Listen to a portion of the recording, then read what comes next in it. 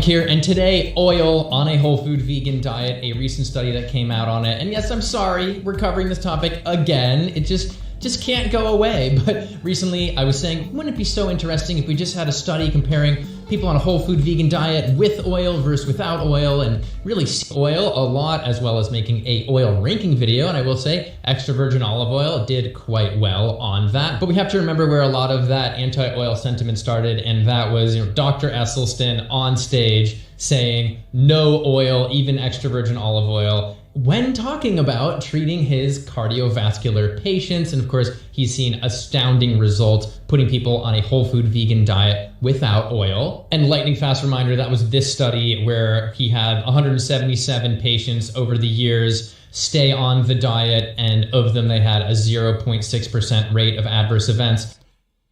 So this isn't true. There were way more people in the study that got heart attacks or strokes. For whatever reason, he only included certain patients into this pool. So I don't even know how he really determined, like how he made this determination, but he excluded some of the recurrent events based on certain medical conditions they had. And I think he also excluded people who he said weren't adherent, which is fair. He also excluded heart attacks or strokes or recurrent events that he thought weren't related to like the intervention or something. It was really strange. But there are actually fewer recurrent events in the Leon Hart trial than in Esselstyn's trial.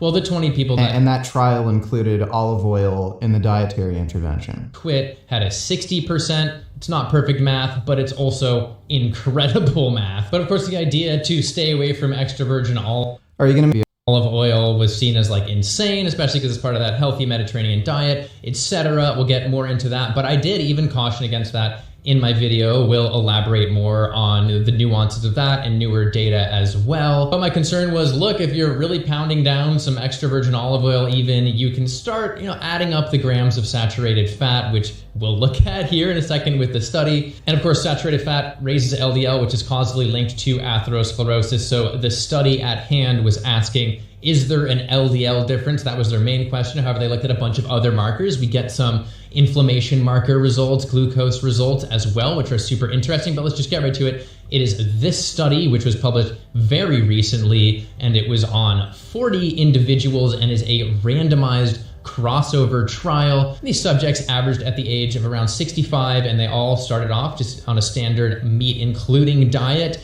And then they were randomized to one of two groups, either a group that went whole food vegan with high olive oil to start and then switched over to a whole food vegan low olive oil, or the exact opposite, starting at low and then going to high olive oil. Now, obviously the oil itself, which has zero fiber, is not a whole food. So it was whole food plus a processed food in one case. And so they started on one diet, and then they actually had a 1 week washout period where they just returned to whatever diet they wanted, and then they switched those diets. And it was the case that they didn't get told to add any exercise like that, but they did monitor exercise. We'll talk about that in a bit. They also didn't control their calories, which is worth mentioning, and then also gave them cooking classes, which I think is really cool for a study. But you might be wondering, how much is high olive oil? How much is low olive oil? Well, in the high group, they were given 4 tablespoons per day. And in the low group, they were told to stay under 1 teaspoon. They were essentially trying to be no oil, but did as much as is practically possible. And just to put that into context, 4 tablespoons of olive oil is about 475 calories when you're supposed to be eating around 2,000 calories per day. But then a teaspoon at that threshold for the low oil group is only 40 calories worth of olive oil. So you can see about a 10-fold or more difference in calories from oil here, which is worth noting. And this is where we can talk about saturated fat, adding up a little bit here, because the 4 tablespoons of olive oil has about 7.5 grams of saturated fat. It's about 1.5 slices of cheddar cheese, for example. And now for the results, it says Everybody quit after realizing they were tricked into being vegan. I'm joking. Actually, they boasted quite high adherence, but the results in terms of that LDL or bad cholesterol was that in both of the whole food vegan groups, high or low olive oil, we saw a lowering in LDL from baseline, but it was more of a lowering in the low olive oil group. And this is where the results are a bit dramatic, is when they were switching between high and low.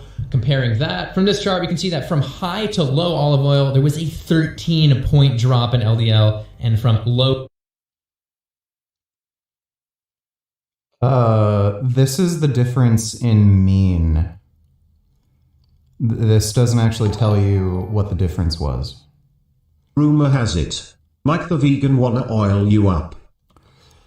He probably doesn't, but thanks for the donation, Chamomile Cam. Low to high, we saw a 16-point increase in LDL. I mean, these numbers are no joke. It's LDL, not LOL. And this is where when you're asking the question, is olive oil healthy? It completely depends on context. As I've said in the past, replacing animal fat, and as the study says, replacing animal fat like butter and mayonnaise with olive oil is obviously going to be an improvement, but it doesn't. So just because a particular oil raises LDL, and it doesn't seem like it had a big impact on LDL anyway, that doesn't mean it doesn't have other cardioprotective effects that negate the increase in LDL. You also see an increase in LDL from consuming omega-3, EPA, and DHA. But we know that it is at least likely cardioprotective, certainly doesn't increase the risk of heart disease, even though those oils do raise LDL. Maybe you could, it's never going to happen. Maybe you can consume so much of them, but you'd probably shit your fucking brains out and, have other problems with bruising and shit. Have an advantage over other oils. They even say in the study, hey, no, it doesn't appear to lower mortality compared to other oils. But here, in terms of the number one risk factor for the number one killing disease, it's not looking great. For this high amount, we got to have some nuance here, because there's a huge spectrum between 4 tablespoons and virtually 0. Yeah, it is a case that you probably could eat 4 tablespoons pretty dang easily, throw 2 tablespoons into a salad, and then end up consuming 2 tablespoons by stir frying a bunch of veggies at a couple meals. I don't think it's that hard to do. But it is also the case that we can infer a bit of a spectrum from this. Yeah, 1 tablespoon of olive oil might make a 2 or 3 point difference. Again, that's speculation. And then another one may make 2 or 3 more after. So what's the stupid study?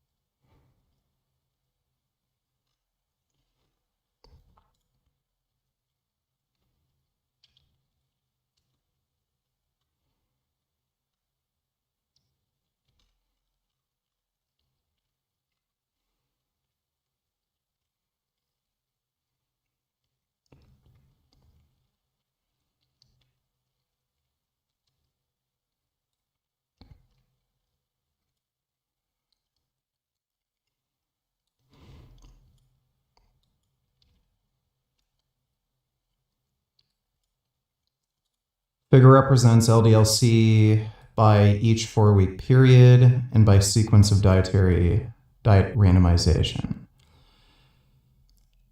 So it looks like over time,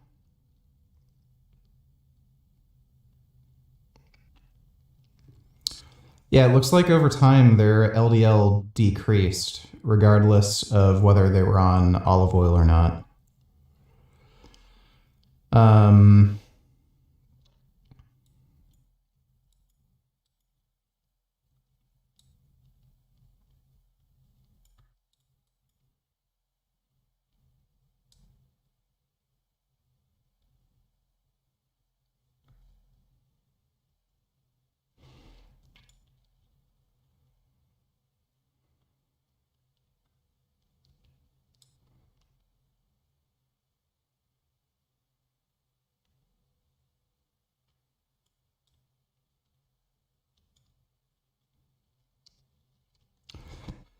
I also wonder if they actually gave them olive oil, because a lot of olive oil is faked.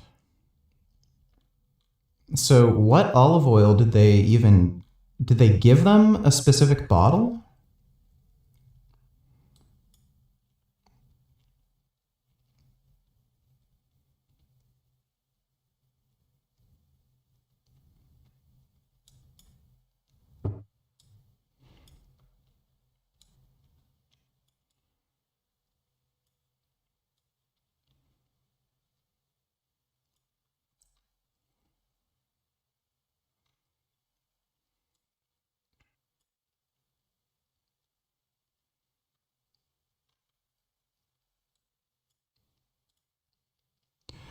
Extra virgin olive oil was provided.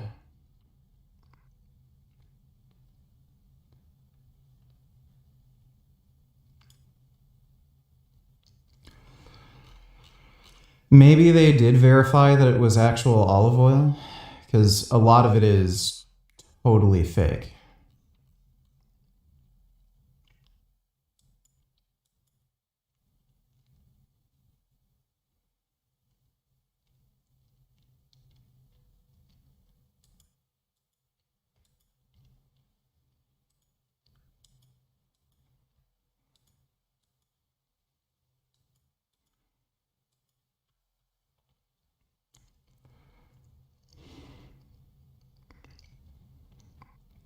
Total cholesterol, triglycerides,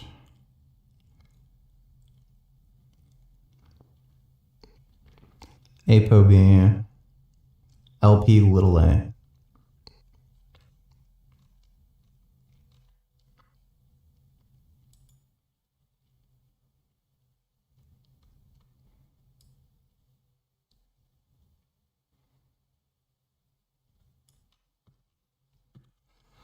All right. After that, and now for a quick break with today's sponsor, Fume. You might have not just for.